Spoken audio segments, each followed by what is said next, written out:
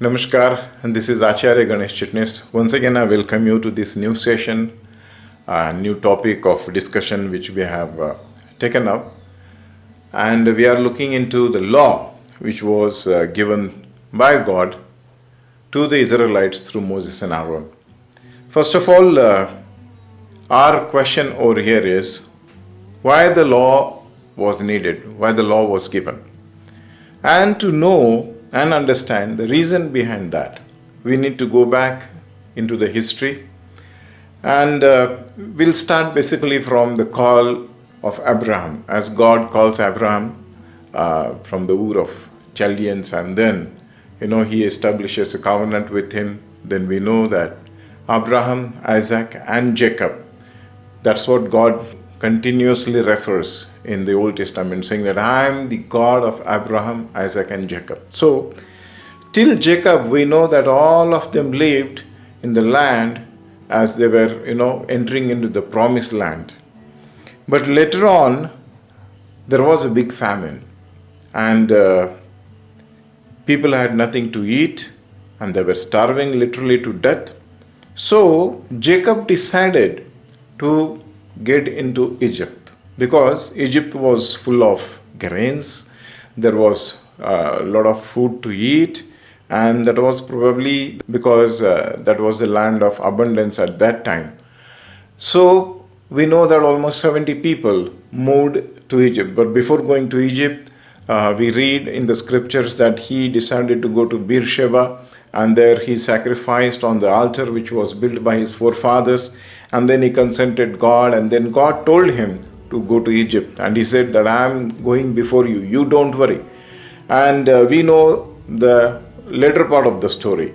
So once they reached Egypt, there was one king, the Pharaoh, who was very well acquainted with Joseph.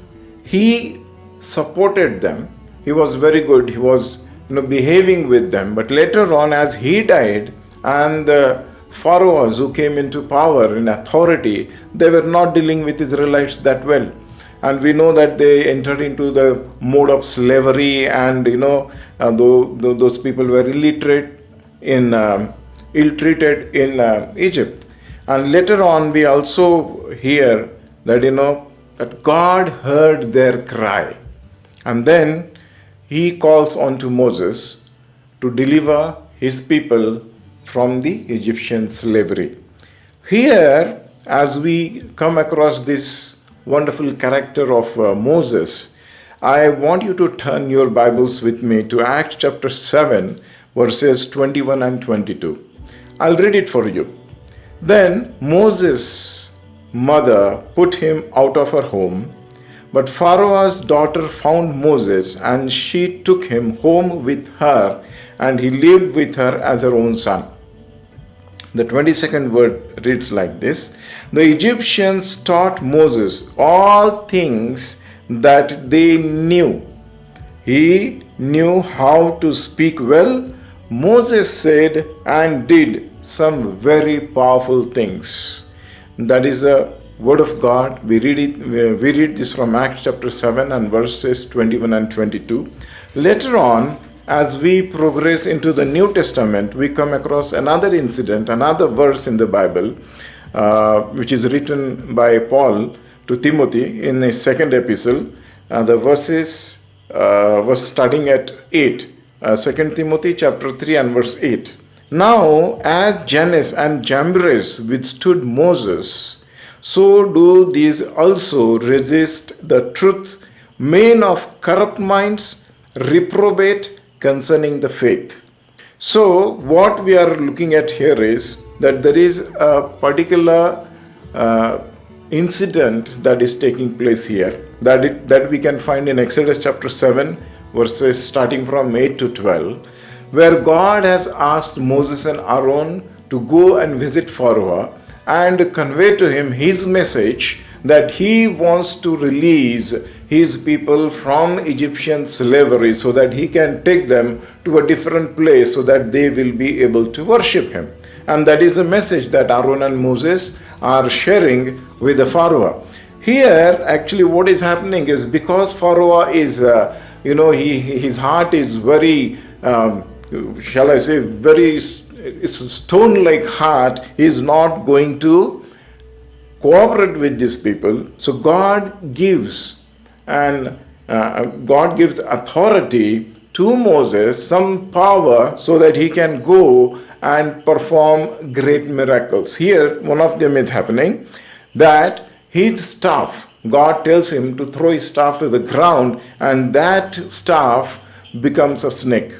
So the moment this is happening, immediately a word is sent to the people outside the palace, and his magicians, his sorcerers, they come into the palace and they also do the same thing. But ultimately what happens is, Moses' staff, the snakes, actually eat up the snakes which were made by the sorcerers and magicians. Here God proves himself mighty. Two things here I want to focus on. Basically, number one, as we read in Acts chapter 7 and verse 22, the Egyptians taught Moses all things that they knew. Now Moses is staying in this palace as a prince, and he is learning everything that the Egyptians knew. And according to the extra biblical material that we have, that material tells us that Jannes and Jambres were his teachers. So he learned everything, whatever the Egyptians knew. That includes the white magic, that includes the black magic, the witchcraft, and you name it. Anything else you want to add up. So what we understand here is that people who entered into Egypt, that is, we are talking about Jacob entering Egypt with 70 people, they lived there in that land for 380 long years, and they have absorbed, they have learned, they have seen, they have heard what is happening in the land of Egypt. And when God is preparing them to leave Egypt and to go into that promised land which he swore to their forefathers Abraham, he is preparing them. He is preparing them. So we learn that in the book of Exodus, when they come to Mount Sinai, and the journey which should have taken not more than 24 hours, they have wasted 40 long years in that desert, because God wanted to teach them some things. It was an unlearning process. It was actually an unlearning process. Whatever they had learned in Egypt, God wanted them to unlearn. And during this process, we see so much of rebellion, we see so much of commotion, people, acting funnily and very strangely, because that culture where they had lived, they were not able to forget it, they were not able to get rid of it. So we know that they came out of Egypt, but actually that Egypt never came out of them. So it took a long time, this long process to prepare these people, and then we come to a place where God starts giving them the law, because he has to realign these people. Right standing with God, that what we talk about in the New Testament, that right standing with God, that process actually began here when God started giving them the law. The law was given to the Israelites through Moses and Aaron. Again, we must remember this. But why?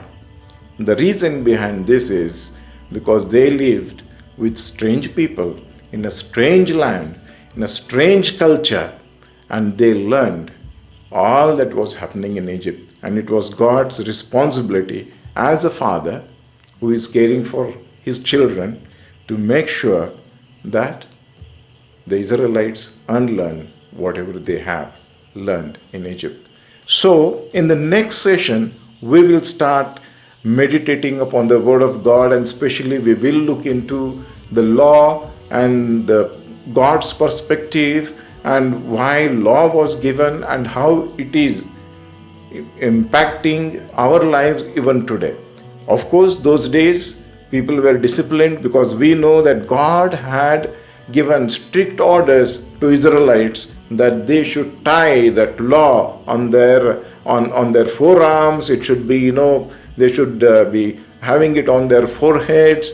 And he wanted to soak them literally in that law so that they will know who God is and how they should worship him. So this entire process has begun, and we are slowly now getting into the law and our real area of focus. So I'll see you again in next session. Till then, God bless you.